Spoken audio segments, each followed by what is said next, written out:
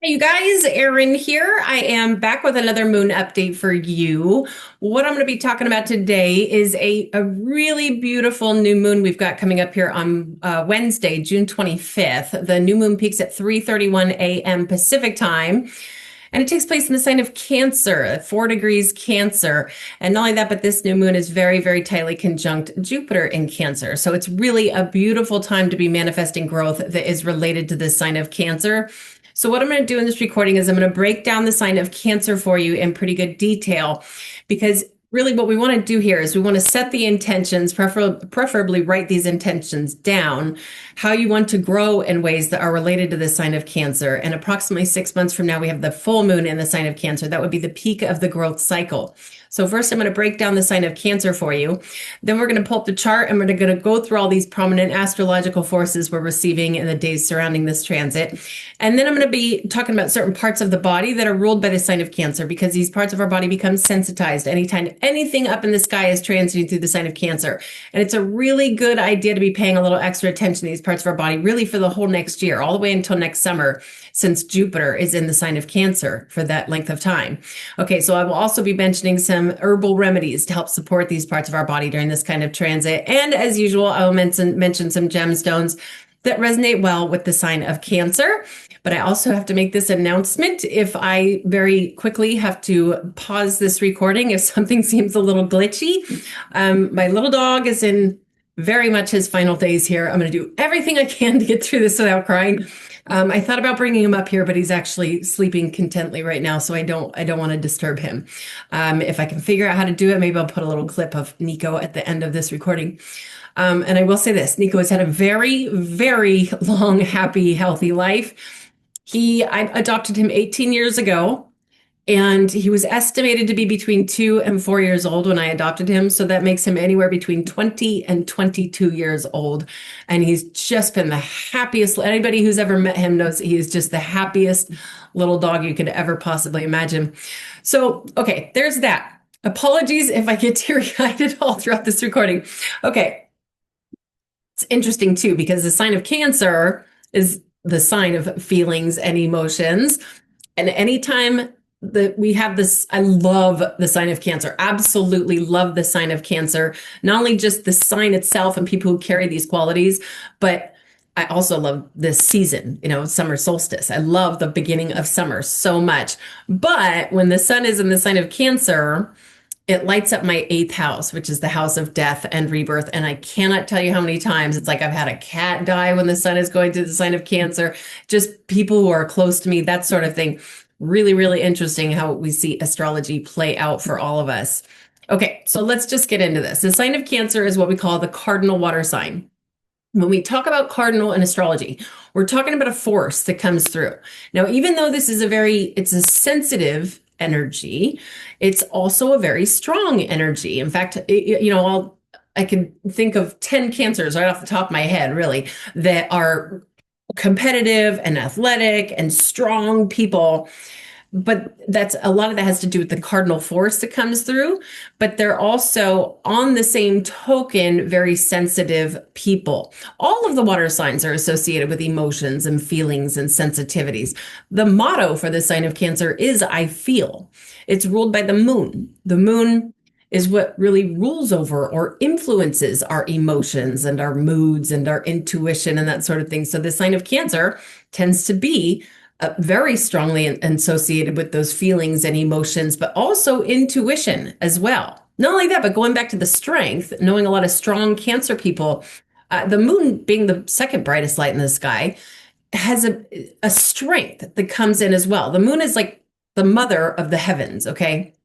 And when you think about, certainly not every single mother out there is going to be like this, but the, traditional stereotypical mother is very intuitive with her children, but she's also, it's like the emotional one in the family. Okay. There's an emotional drive that comes through with the sign of Cancer.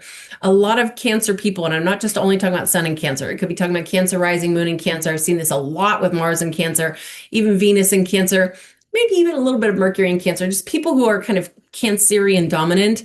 you'll notice that they are, again, very intuitive people, but they also, it's like they want to nurture others, okay? And there can be a tendency for moodiness with the sign of Cancer. The word mood is directly associated with the word moon, since the moon has an influence on our moods. And a lot of this is because a lot of, when you see the moodiness that comes with Cancerian people, it's because they're feeling everything. They're feeling everything that's around them. Again, the motto is I feel. They're picking up on everybody else's energy. It's like the most natural empath of the zodiac. I mean, every sign, doesn't matter what sign your sun is in, you can still be an empath. But the sign of Cancer is like traditionally the empath of the zodiac, a very, very sensitive yet strong energy. Okay. It's also very, very protective, just like a mother is protective of her children. Okay. And not only that, but the sign of Cancer is represented by the crab that wears this very hard protective shell. It has to protect its soft, sensitive, squishy insides. But it's also, I've said this so many times before because I just think it's the most adorable thing. If you haven't seen it before, you should just do an internet search for crabs protecting one another. I've seen it before, several different videos where it's like a diver, for one example, like was poking around, not to be cruel, but it was just kind of curious about the crab. And it's poking at the crab, and another crab comes out of the cave and it's like pushing the little pokey thing away and trying to pull his little crab buddy back into the cave. They could be very, very protective people. Again, doesn't just only mean sun in Cancer. I notice this a lot with Cancer rising. I totally see it with Mars in Cancer. Or again, even sun in Cancer, just people who are Cancer dominant tend to be like the nurturers and the protectors. Okay, now, so with that said, we talked about it's cardinal water ruled by the moon, ruled by the moon. The motto is I feel, and represented by the crab. Now, how do you want to grow in these ways? And there's something I'm going to say here that is like maybe come off as a little bit corny, but in my opinion, this is such a time in the world where empathy really is something that is it's not only needed, it's almost like it's just meant to be that time where we start to really want to protect and care for our, not just our loved ones, our community, our neighbor, that sort of thing. That is very Cancerian energy. I mean, I'm envisioning, I'm hoping maybe my, journal, when I write out my intentions for this new moon, I'll say something along the lines of manifesting more natural empathy and protection for the whole entire collective. Okay, and we think about what's going on right now between Israel and Iran, and there's just all kinds of really pretty yucky stuff going on. And I do think that we, the people, are the ones that can really help to protect one another with true, true empathy. Not only that, but I should also mention this as well, that it's certainly not the case for everybody, but a lot of people will try to suppress or block their emotions when something emotional is going on. It's like, I don't want to feel this. I don't want to feel this, which, I mean, we've all experienced that to a certain degree in our life. I certainly don't want to feel the emotions of my dog getting ready to cross over the bridge. But at the same time, I know it's very important to actually really feel those emotions in a healthy way, without getting, hate to use the term overly emotional, but there kind of is such a thing as dramatic emotions getting involved, and expressing it and taking it out on other people, that sort of thing is just not really the healthiest way to process emotions. If you're somebody who's trying to work on processing emotional stuff in a healthy way, and that's another thing I think we're all going to have to work on, because I think the world is going into some even stranger times, processing emotions in a healthy way. And in fact, when we get into gemstones, when I talk about gemstones that resonate well with the sign of Cancer, there's one particular stone that's really, really good for that. Okay. Or maybe you're somebody gets, again, I know quite a few people who do try to block out emotions. It's almost like it's not even like they're intentionally trying to block it out. It's just something in their natal chart that, is like, oh, what are these people so upset about? Oh, like that sort of thing. And if that's the case, you might want to work on like kind of opening up your heart to emotions. Okay, so I hope that made sense. How do you want to grow in these ways that are related to the sign of Cancer? Okay, now let's go ahead and pull up the chart here. In case you're new here, I work with geocentric Western astrology. So with that said, what we're looking at here is a snapshot of what we call the tropical zodiac at the time of this new moon. Okay, now with geocentric, that means we put Earth right here in the middle of this thing. These are the symbols for the planets and the celestial bodies. Here's Jupiter, here's the moon, here's the sun. We go in the wheel just a little ways. These are the symbols for the zodiac signs that all those planets and celestial bodies will be beaming through onto Earth at the time of this new moon. Okay, so let's start here. There's the moon. Here's the symbol for the glyph for the sign of Cancer. Okay, if you look, and I'm going to point this out as well, there's a lot of very feminine energies coming through at the time of this new moon, not just from the new moon, but a bunch of celestial bodies coming through very feminine signs. Okay, if you look at the glyph for the sign of Cancer, is a little bit of a bigger one right here. They're kind of going in on each other. It's a very centripetal, like going in instead of centrifugal. They're going in, inwards with those feelings, okay? And this, obviously, if I just said the moon rules the sign of Cancer, the moon's in her own home. She does work comfortably here. A lot of people who are born with their moon in Cancer, yes, they can be very sensitive and very intuitive and very emotional, but at the same time, it's almost like the sign that would process the true emotions in the most natural way.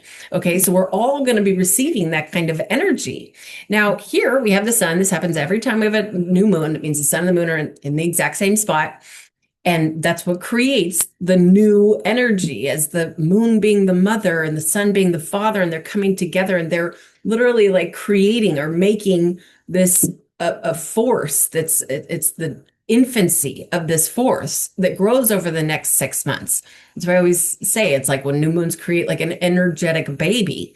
Okay. So with that said, we're all receiving this a very significant amount of empathy.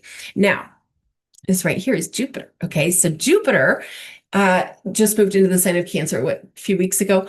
Jupiter will be in the sign of Cancer for a whole year. This is where Jupiter exalts. This is Jupiter's very much happy place, okay? Jupiter is the great benefic. Jupiter influences things like luck and abundance and wisdom and philosophy and long distance travel and expanding the consciousness.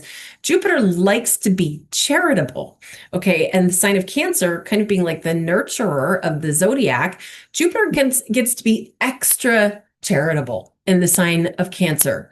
As I've said before, I do kind of feel like this is our saving grace, because there's so many wacky, wonky things going on with other celestial bodies, Neptune, Pluto, Uranus, all changing signs, all sorts of interesting things. But Jupiter is so happy in the sign of Cancer. I do think that this is something that's very, very important to look at your own natal chart and look to see where the sign of Cancer comes through your natal chart. Which house in your natal chart is Jupiter beaming through? If you're using Placidus, it might be coming through a couple different houses. It's like that's the area of your life that Jupiter, the great benefic, is beaming his energy through. Okay, let's say it's coming through your 10th house, your house of career, and all of a sudden you get the career of your dreams. Maybe it's going through your house of relationships, and all of a sudden you get married. Jupiter is actually very strongly associated with the husband. Jupiter is very directly associated with Zeus. Some might even say Jupiter is Zeus. And think about how many Zeus was out there with many wives and creating many children. Okay, that's very Jupiterian energy, but he works beautifully in the sign of Cancer. And not only that, but like an hour before this new moon, the moon's going to transit over Jupiter. Okay, now whatever the moon transits all through the entire zodiac every single month. The moon passes up every single planet, celestial body every single month. Okay. And when the moon transits over another celestial body, she's distributing more of the energy of that particular celestial body.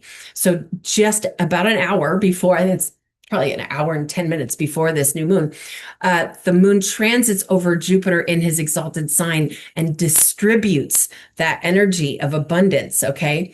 Now, at maybe a little over a day, the sun will have an exact conjunction with Jupiter. That's also a lovely transit. Okay, so there's that. This is a lot of this Cancerian energy coming through. And I will say this: if you got a lot of Cancer in your natal chart, there's one lady who I'm thinking of that has a lot of Cancer energy in her natal chart, and I know she watches these often. And I have a feeling that people like that it's like the level of the feels come in very, very significantly. So be mindful of that. Okay, now we've also got Mercury in Cancer. Mercury is how we receive information into our consciousness. Okay, Mercury takes the data through our nervous system and relays it to our spinal cord. And then when we want to communicate that information, Mercury brings that file of information back out for us to communicate.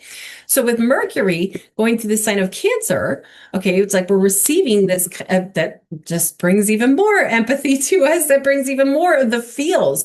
People who are born with their Mercury in Cancer tend to be really very receptive listeners and receptive communicators. Okay, so we're all receiving that as well. That's actually quite lovely.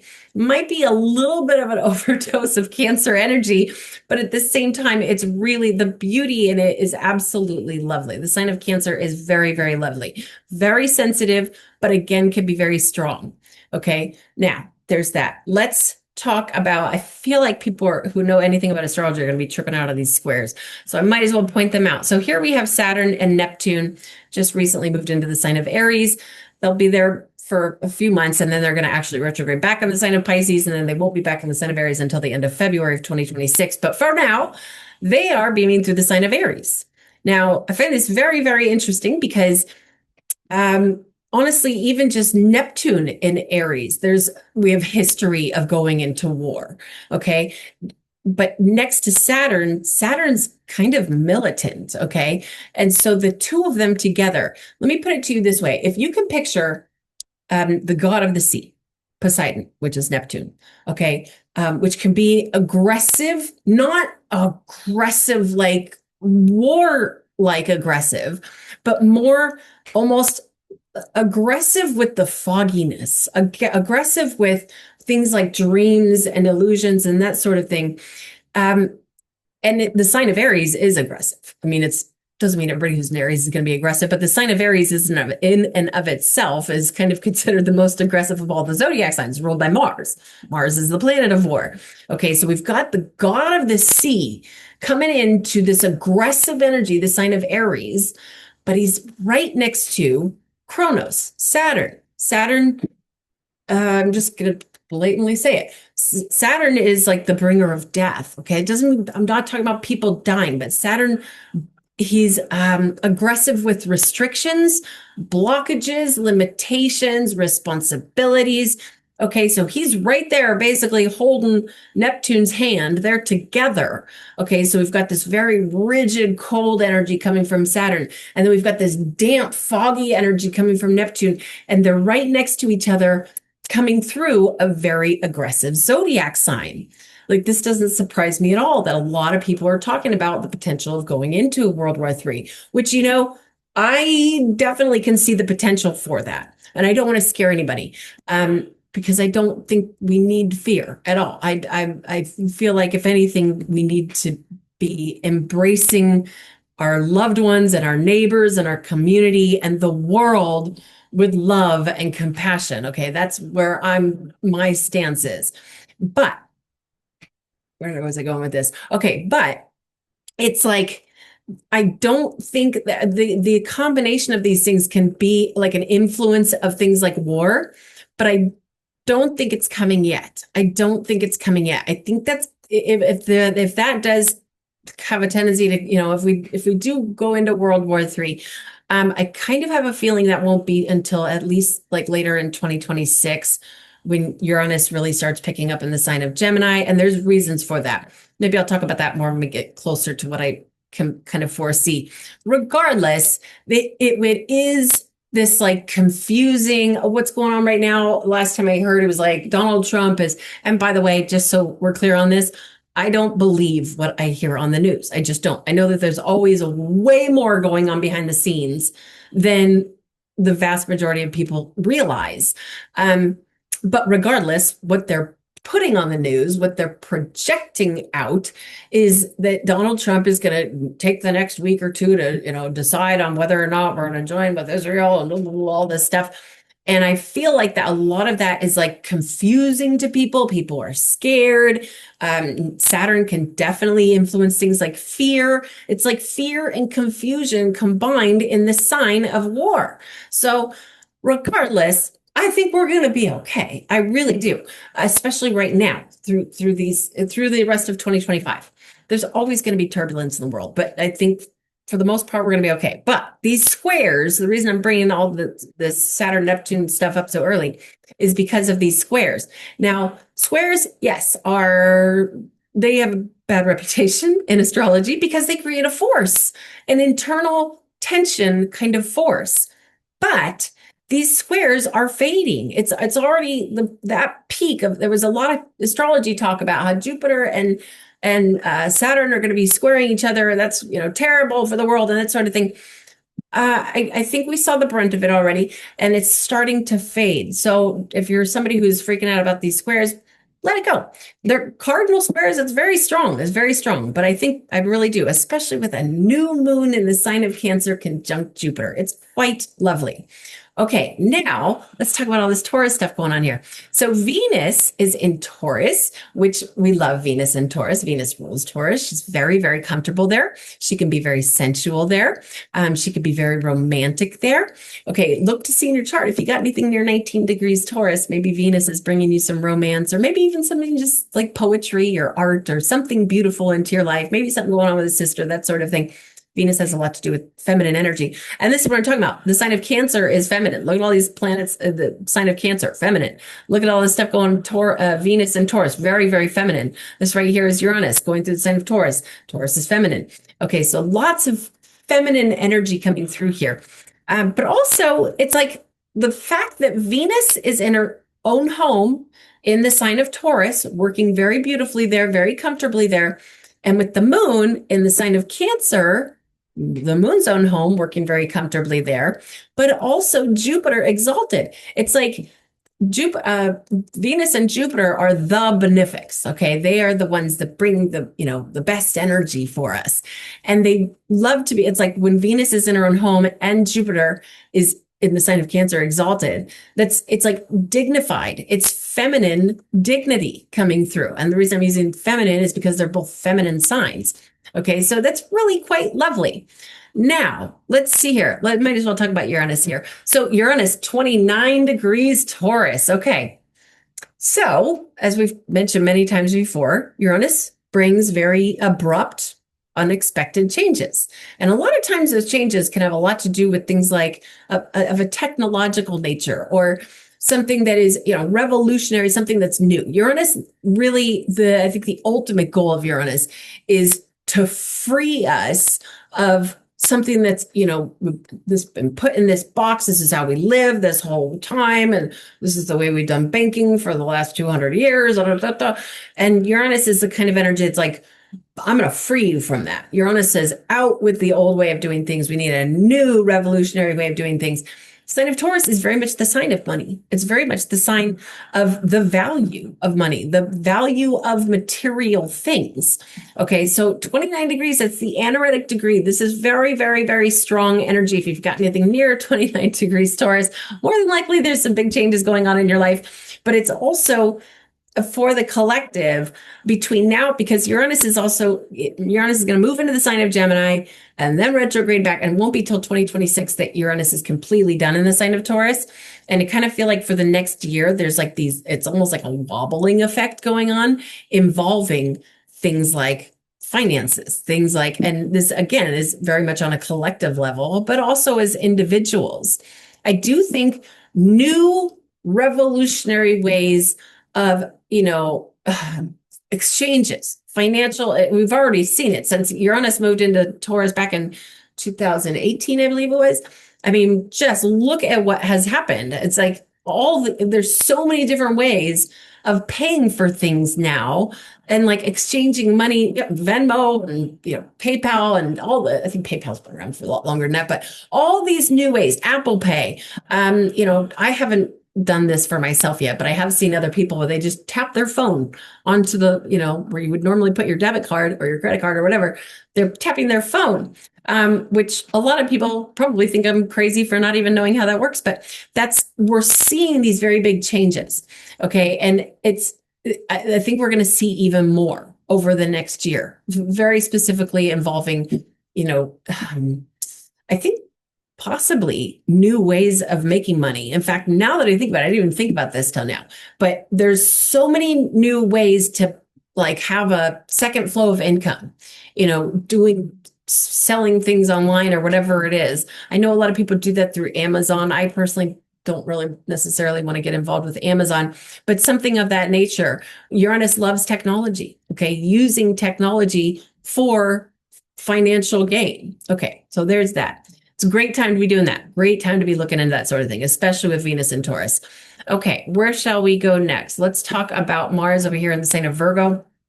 Okay, so Mars was in Leo forever. Gosh, how many months was that? It was like, I don't know, it felt like 6 months. Mars is the aggressor. Mars is what rules Aries. That's why Aries is considered the aggressive sign. Don't get me wrong, I love the sign of Aries. I got a lot of Aries energy in my chart. My Venus and my South Node and my Mercury are all in Aries. But it's just recognizes that go without thinking about repercussions. And it's because it's ruled by Mars. That if you look at the symbol for Mars, it's like Mars just wants to penetrate and pierce through. Mars is the kind of energy that does not think about those repercussions. Mars is the god of war. Okay. And the sign of Virgo is like the perfectionist. Okay. The sign of Virgo it's the sign of physical health and being of service. This could potentially, if you've got anything near 4 degrees Virgo, this could potentially be like a good time to take action. Like, okay, now I've got to go do this, or I'm finally going to start working out or something like that. If Mars is hitting something in your chart, but for the collective, the sign of Virgo wants detail. The sign of, again, it's like physical health. Sign of Virgo rules the intestines, has a lot to do with like kind of being nitpicky about what we put in our bodies and that sort of thing. But the sign of Virgo is also, it's the sign of being of service. And with that said, it can be kind of, and I mean this in the best way ever, like kind of a finicky kind of energy. You'll notice a lot of Virgo people, they're very, very detail oriented with a lot of things in their life, especially even food, that sort of thing. Like, nope, I don't eat that. I don't need that. And with Mars, like revving that energy up, it's almost like a time to be, it could be a great time to be paying better attention to things like our intestines and our overall physical health. This could potentially be activating some people's nervous systems. But I'd say, I think where I should go with this is that you see these sextile aspects going on here. So the new moon is at 4 degrees Cancer. Mars is at 4 degrees Virgo for this new moon. They're making a very, very strong, in fact, it's an approaching sextile aspect, which creates opportunity. Okay. When you think about, the perfectionist, the sign of Virgo, okay, when you're thinking about your intentions, what kind of growth am I trying to experience is related to the sign of Cancer.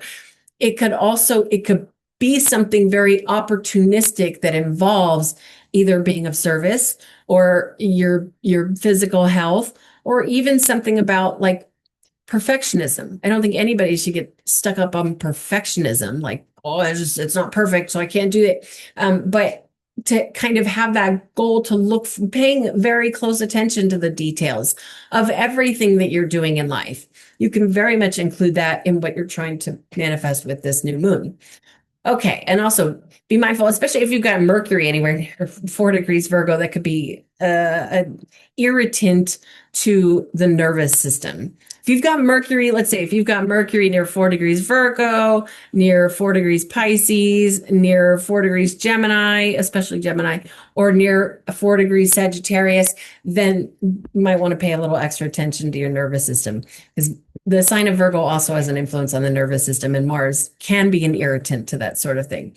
Okay, now let's go up here to Pluto, and then we'll talk about Chiron and the nodes. Okay, so Pluto at 3 degrees, and by the way, Pluto's the only thing in retrograde other than the nodes, but the nodes are almost always in retrograde.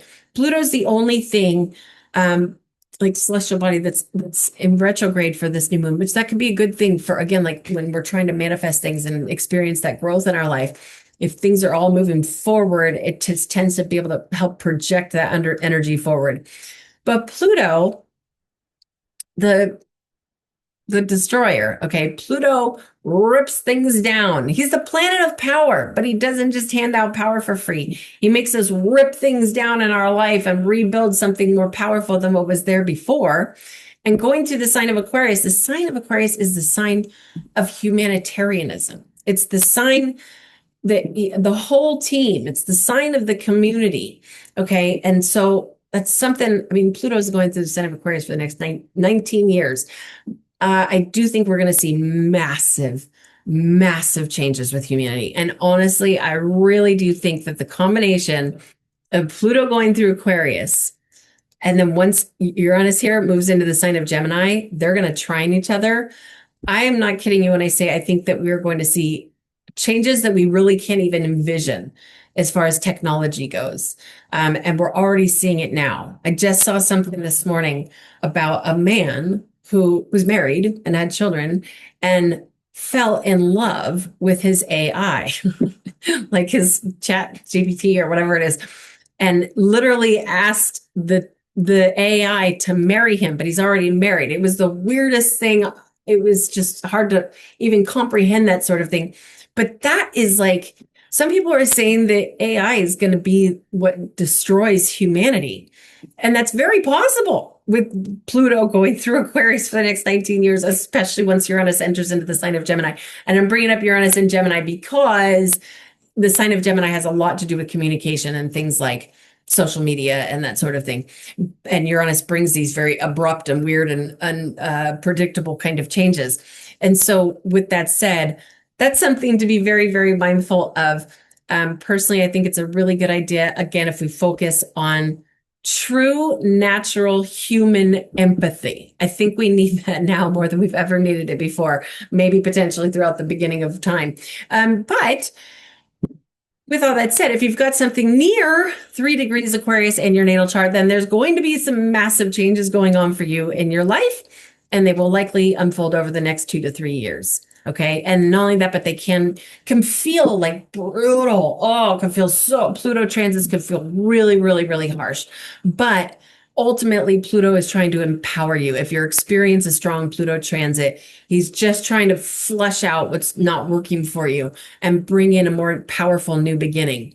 In fact, Pluto even rules over things like sewage, like the stuff that is being flushed away. But again, Pluto is also the planet of power. So take that all into consideration here. All right, now let's talk about Chiron still going through the sign of Aries. So Chiron's going through Aries until 2027, the wounded healer. As I've said so many times before, it's great to have, because Chiron could be an emotional energy for sure. Like Chiron, is what influences, one of the things that influences the deep rooted wounds from early childhood that everybody has to a certain degree. Obviously, some people, it could be more traumatic than others, but Chiron has a big influence on those wounds. And often they're so deeply buried within us that we're not even aware that those wounds are there until we experience some kind of a Chiron transit. Say Chiron's transiting over your sun, and all of a sudden, like, oh my gosh, when I was a child, this happened to me, and these memories are coming up for me right now, and it's really emotional, it's really hard. But Chiron wants us to heal from those wounds. That's what Chiron, he's the wounded healer. When we do heal those wounds, we end up becoming healers ourselves, even if it's, not on a professional level. So Chiron, going through the sign of Aries, Aries is the sign of self. Again, it's an aggressive energy for sure, but it's the motto for the sign of Aries is I am. So think about that. Like, I am healing, especially if this is hitting something in your chart. Chiron moves very, very slowly. So if you've got something near 26 degrees Aries, then you've probably been going through something for at least 6 to 8 months, something like that. And it's not quite finished yet. But that's the intention I would be working with, is I'm going to heal this myself. And I'm by no means suggesting you shouldn't, reach out for assistance or guidance in your healing journey. But Chiron going through Aries can be, I am the wounded healer. Okay, so there's that. Now let's touch on these nodes. Okay, so North node still going through the sign of Pisces all the way until July of 2026. And that north node it's pumping energy in. Whatever it's going through, it's pumping more of that, the energy of that zodiac sign. So we're still receiving this pump of Pisces energy. Pisces is the dreamer. Pisces is the visionary. Pisces is the sign of oneness, the sign of mysticism and spirituality, and also has a very big influence on intuition. In fact, now that I think about it, with this new moon beaming through the sign of Cancer, especially since it's so tightly conjunct Jupiter, and then we've got the north node, the pump, going through the sign of Pisces. Pisces and Cancer are both extremely intuitive energies. So everybody's intuition might be heightened to a certain degree. Okay, and over here, the south node going through the sign of Virgo. That's also going to be there till July of 2026. So the south node is, you can think of it as, it's a release point. It's a drain point. It's taking things away. Okay, and it's releasing Virgoan tendencies until July of 2026. So again, the sign of Virgo, it's the sign of perfectionism. It's the sign of service. It's the sign of physical health. Rules over the, not the kidneys, rules over the liver and the intestines. Really, between now and July of next year is a really good time to be doing some gentle liver cleanses and intestinal cleanses. As I've mentioned so many times before, I love that the supplement rug, remove unwanted guests, because there's stuff in there that's great for removing stuff from the intestines that we don't want in our intestines, but also for the liver, even the kidneys as well. Okay, so there's that. Did I cover everything I wanted to there? I think I did. I guess I can mention these quincunxes. So these brown lines going right here, they're very short-lived. And in fact, that's also, they're already kind of over by the time this new moon hits. But in the days leading up to this new moon, the sun and the moon kind of will be making these brown lines, are called quincunx, making it a difficult connection with setting the intentions. I'm going like this, setting the intentions with this new moon. And there's like a blind spot to Pluto, who's trying to transform things. Pluto is trying to flush things out. This could be almost like a blockage with the psyche, like, okay, what is it that I really want to let go of? Or, it could be some sort of a blockage with the psyche. Pluto has a big influence on the psyche, and the sun and the moon have a big influence on our just overall makeup. And then there's actually even a little bit of a yod going down here to Mars in Virgo.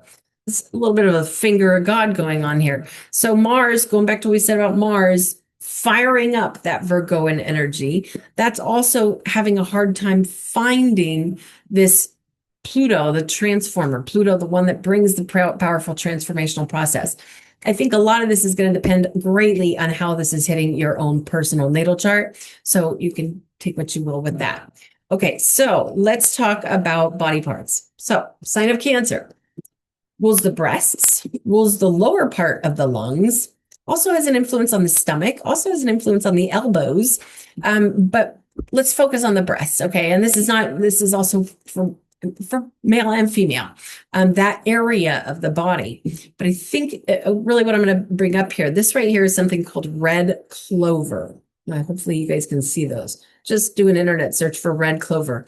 Depending on where you live, these might still be in season. They're usually more like springtime, but you might still be able to find some. If you can find your own, red clovers in a park near you or whatever. A lot of times you find red clover or just all kinds of strange little clovers poking up in parks. But red clovers are very specific to help this area of the body. Things like cysts in the breasts, even the lymphatic system, period. Red clover can be beneficial too. Okay. And you don't have to find them yourself. You can order them online if this is something that you're concerned about. I'm not a doctor. This is not medical advice, but red clover can be massively, massively beneficial. I indulge in it all the time. I've got stuff in my chart that says, Erin, you better take care of this part of your body. And so I try to get as many red clovers as I can when they're in season. But again, you can also just order them online. As I've said so many times before, if you're going to order herbs online, or let's start here. If you're going to order herbs online, I really, really strongly suggest going with organic and getting from a source you feel like you can trust. Okay. And the same thing, if you go into an herb shop, generally speaking, if you're going into an herb shop, that's a pretty trusted source. But organic is massively important when it comes to any kind of herbs because the plant is so sensitive to things like pesticides and herbicides and fungicides. Okay, so red clover. Oh, I was also going to mention chamomile tea can be really good. The sign of Cancer tends this like have almost like gastric issues going on in the stomach because of emotions. The sign of Cancer is by nature so sensitive. It's like feeling the emotions, and it can easily trigger kind of like an upset stomach. Okay, chamomile, most people think of chamomile as like calming, or sleepy time, which it is. It's great for emotions. Chamomile is great for emotions. I know a lot of people use chamomile tea just to go to sleep. That can be beneficial. I think hops might be a little bit stronger for trying to help people go to sleep, or there's many things that can be helpful for sleep. But when we talk about the emotions, being hit, we're all getting hit with this immense amount of Cancer energy through this transit.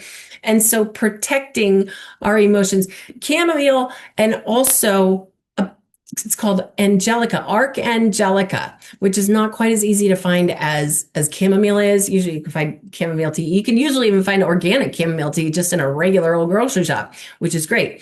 But Angelica, Archangelica is one that you could probably find it at herb shop, but you might have to order online. But that one's also really, really good for issues with the stomach, especially if those issues with the stomach are coming from, emotional turbulence in your life. So that's what I'm going to be indulging in for this new moon. In fact, I will probably go get myself some sort of chamomile tea as I am preparing for the crossing of my poor little dog. Okay, now as far as gemstones go, the dedicated zodiacal birthstone for the sign of Cancer is pearls. Pearls are not the most popular mineral these days for people to wear, which I do find a little bit unfortunate. I almost never wear these. These were my mother's, and then before that, they were her mother's. But pearls are actually really, really nice to wear. And I've told this before. I just find it so fascinating that when you look at like members of the royal family for hundreds of years, the women are almost always wearing pearls. Pearls are maybe not directly associated with emotions, but they're said to protect the blood.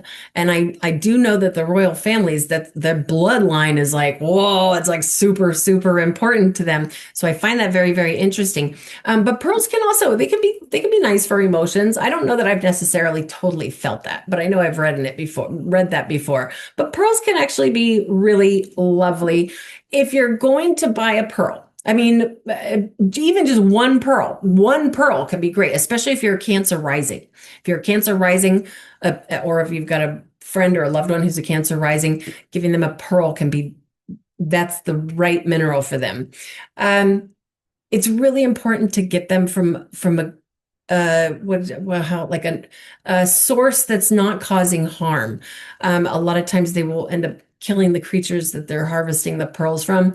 But there are really, in fact, maybe I'll leave a link. There's one company that I know that's very, very sustainable and they use a lot of empathy for the creatures when they're harvesting these pearls. So maybe I'll leave a link for that in the description below. Just one beautiful, perfect pearl is perfect for, it doesn't even have to be a perfect pearl.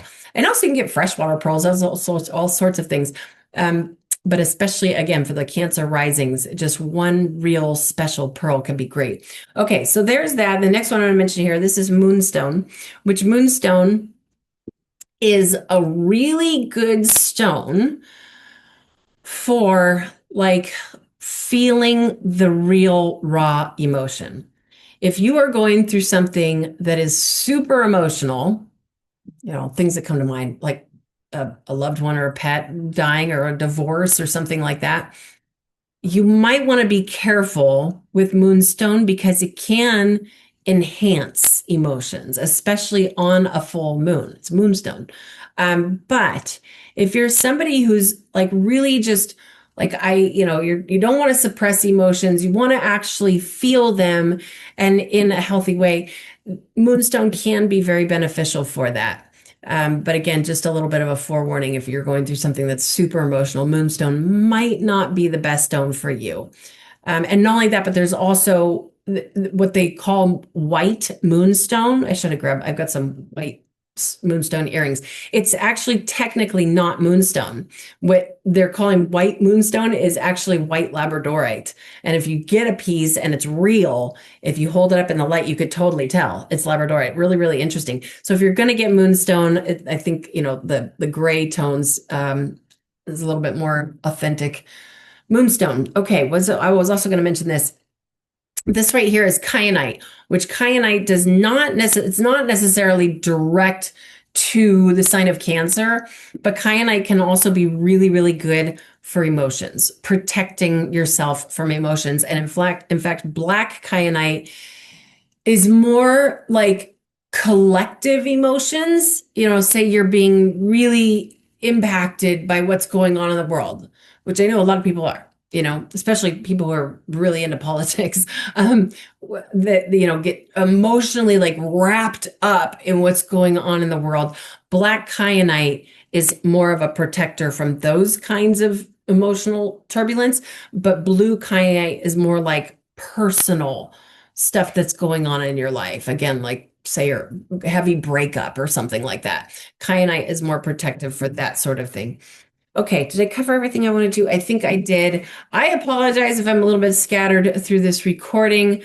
Like I said, I'm just going through a lot over here. And if you don't see any videos coming from me for a little bit, you'll know why. You'll know I'm just going through a process. Okay, you guys, I'm going to leave that there until now. And if you want to schedule your own natal chart analysis, your own astrology reading, please do visit erinwageastrology.com. I do hope to hear from some of you. And until next time, namaste to all of you.